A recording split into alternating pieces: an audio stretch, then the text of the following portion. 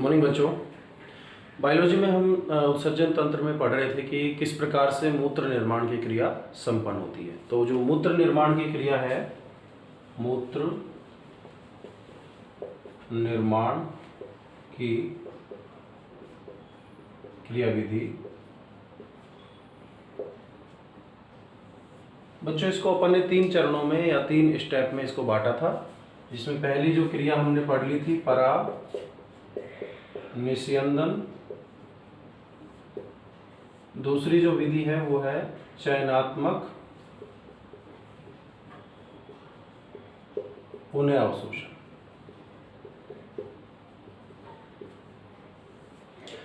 तो इसमें हमने बात की थी कि जो रुधिर से छनकर उत्सर्जित पदार्थ नेफ्रॉन की नलिकाओं में आए हैं, बोमेन कैप्सूल में आए हैं, उनमें कुछ लाभदायक पदार्थ भी छनकर आ जाते हैं। तो उनको वापस से पुनः अवशोषित करके रुधिर में पहुंचाया जाता है। इस क्रिया को बोलते हैं पुनः अवशोषण। चयनात्मक यानी चुने हुए पदार्थों का पुनः अवशोषण। तो ये अवशोषण के आधार पर ये जो पदार्थ है 3 प्रकार के हो जाते हैं उत्सर्जित पदार्थ। पहला उच्च दहलीय पदार्थ,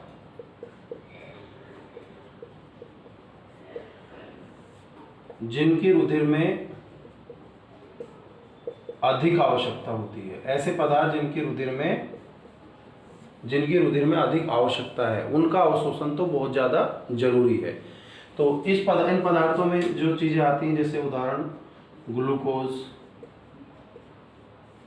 अमीनो अम्ल आदि। तो ये पदार्थ ऐसे हैं कि इनका तो जो पुनः अवशोषण होना है वो अत्यंत आवश्यक है। अगर इनका पुनः अवशोषण नहीं होगा तो कहने का मतलब बिल्कुल भी काम नहीं चलने वाला है। दूसरे नंबर पर जो आते हैं वो आते हैं निम्न दहलीय पदार्थ,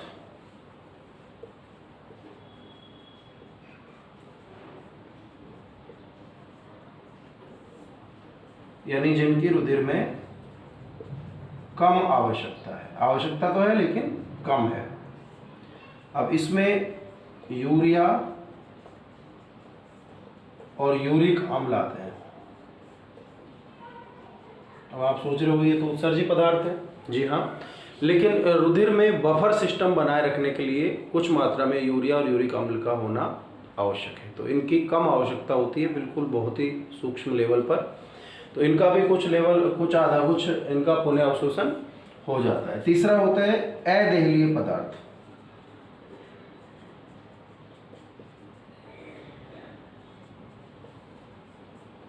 ये पदार्थ वो होते हैं जिनका बिल्कुल भी अवशोषण नहीं होता है, यानी जिनका पुनः अवशोषण बिल्कुल भी नहीं होता है, वो पदार्थ होते हैं अदहलीय। अब इसमें आते हैं जैसे प्यूरिक अम्ल,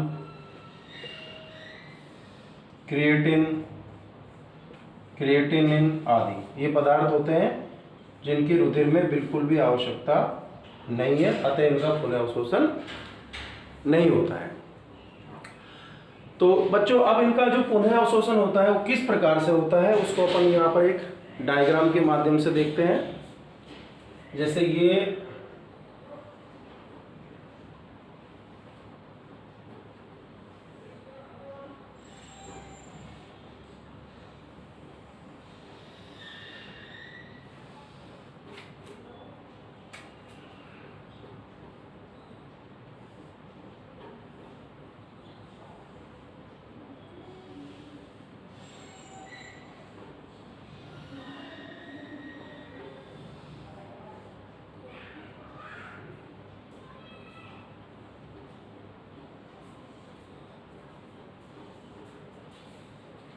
हमने इसको इस तरह से बांट दिया कि ये जो शुरुआत वाला भाग है ये तो हो गया बोमेन कैप्सूल, यानी BC बोमेन कैप्सूल, और यहाँ पर जो पदार्थ छनकर आया उसको बोल दिया ग्लोमेरुलर फिल्ट्रेट। बोमेन कैप्सूल में जो पदार्थ छनकर आया उनको क्या बोला? Glomerular filtrate. ये जो नली नजर आ रही है आपको, ये है PCT। ये जो नली नजर आ रही है ये है हेनले लूप,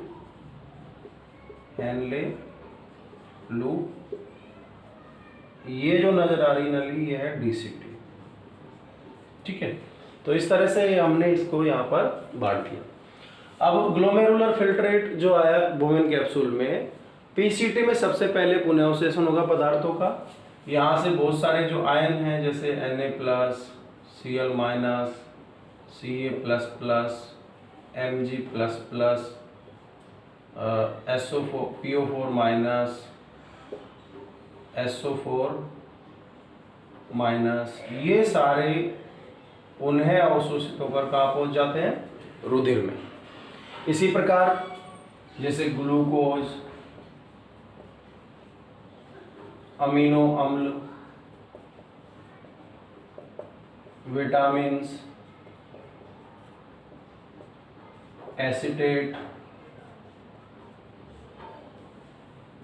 और जल, लगभग 70 से 80% जो जल है उसका यहाँ पर पुनः अवशोषण हो जाता है। तो इस प्रकार से ये पीसीटी में से पदार्थों का हो गया पुनः अवशोषण। यहाँ पर अपन क्या देख रहे हैं कि जो छनकर आए थे यहाँ पर यूरिया व यूरिक अम्ल, तो कुछ मात्रा में यहाँ पर यूरिया व यूरिक अम्ल, इनका भी उत्सर्जन, इनका भी पुनः अवशोषण हो जाता है। अब ये जो छनित्र है ये आगे बढ़ता है पीसीटी से, ये बढ़ता है यहाँ पर अपने हेनले लूप में। तो यहाँ पर क्या देखते हैं, इसमें यहाँ स्टार्टिंग में Na+, Cl- मिलाया जाता है। यहाँ जब जल का अवशोषण हो गया तो ये जो यूरिन है ये थोड़ा सा अभी इसकी स्थिति जो हो गई है वो थोड़ा सा सांद्र हो गया है, ठीक है। लेकिन अब इसमें NaCl मिला दिया गया है तो ये यहाँ तक ये समपराश्री कह सकते हैं। पहले ये था जो अल्पराश्री था, फिर समपराश्री हो गया, अब ये अतिपराश्री हो गया। इसमें से पानी का अवशोषण और हो गया यहाँ पर, जल का लगभग 10 से 12%, 5 से 7% पानी का अवशोषण हो गया। वापस से जो Na+, Cl- जो इसमें मिलाए गए थे उनको वापस से पुनः अवशोषित कर लिया जाएगा। तो हेनले लूप में क्रिया होती है। इसके बाद जब डीसीटी में, यहाँ हम शुरुआत में देख रहे हैं डीसीटी में पानी जो है लगभग 10 से 12% पानी जो है उसका पुनः अवशोषण हो जाता है, और एक हार्मोन के प्रभाव के कारण जिसको बोलते हैं ADH, और इसके फलस्वरूप जो यूरिन है वो सांद्र हो जाता है। तो यूरिन को सांद्र करने की प्रक्रिया है, ADH हार्मोन के प्रभाव से 10 से 12% जो पानी है उसका पुनः अवशोषण हो चुका है। ये यहाँ पर H+, PO4-, ये लवणों को वापस मिलाया जाता है। इसमें यूरिया व यूरिक अम्ल इसमें पहले से मौजूद है। यहाँ पर से कुछ Na+Cl- का पुनः अवशोषण हो जाता है। तो इस तरह से बच्चों हम कह सकते हैं कि ये जो यूरिन है उसमें से लाभदायक पदार्थों का पुनः अवशोषण होता है इस तरह से, और यूरिया और यूरिक अम्ल को लास्ट में फिर हेनले लूप से डीसीटी से फिर संग्रह नलिका में डाल दिया जाता है। और ये सांद्र मूत्र है क्योंकि इसमें से पानी मैक्सिमम पुनः अवशोषित हो चुका है। तो इस तरह से ये पुनः अवशोषण जो है, चयनात्मक पुनः अवशोषण, इसकी क्रियाविधि संपन्न होती है। इसमें तीसरी जो विधि है इसकी मूत्र निर्माण की, उसको बोलते हैं स्त्रवण। स्त्रवण में क्या होता है कि कुछ ऐसे बड़े पदार्थ होते हैं, बड़े आकार के लार्ज साइज के पार्टिकल होते हैं जो कि बोमेन कैप्सूल में छनकर नहीं आ पाते हैं, तो लेकिन उनको शरीर से बाहर निकालना अत्यंत आवश्यक है। इसलिए उनको डायरेक्ट ही डीसीटी में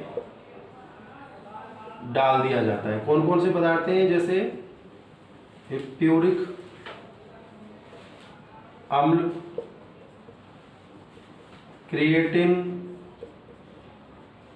क्रिएटिनिन, इसके अलावा ड्रग्स,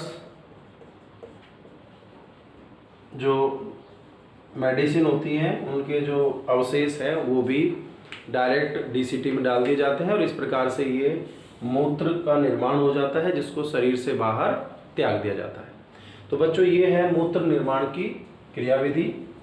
इसको इस सरल एक डायग्राम से हमने यहाँ समझाया है और 3 चरणों में संपन्न होती है, परानिस्यंदन, चयनात्मक पुनर्अवशोषण और स्त्रवण। ठीक है, तो इस टॉपिक को आप अच्छे से समझें, क्लियर करें, घर में सुरक्षित रहें और पढ़ते रहें। आवश्यकता हो तो ही घर से बाहर निकले, अनावश्यक ना निकले।